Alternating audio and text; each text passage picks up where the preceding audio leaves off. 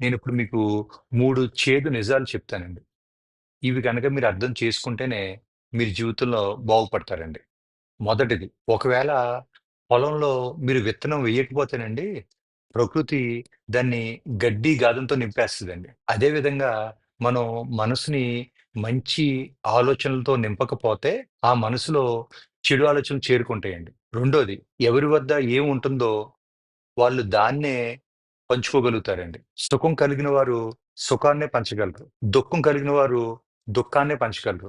జ్ఞానులు జ్ఞానాన్నే పంచగలరు. భ్రమలలో ఉన్నవారు భ్రమలనే పంచగలరు. భయస్థులు భయాన్నే పంచగలరు. మూడోది, మీకు మీ జీవితంలో ఏది లభించినా దాన్ని జీర్ణం చేసుకోవడం నేర్చుకోండి. ఎందుకంటే భోజనం అరగకపోతే రోగాలు పెరుగుతాయి. ధనం అరగకపోతే బడాయి పెరుగుతుంది.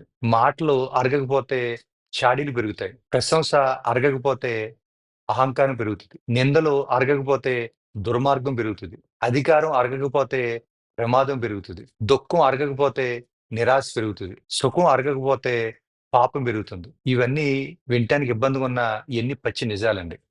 అందరికీ నమస్కారం. Thank you.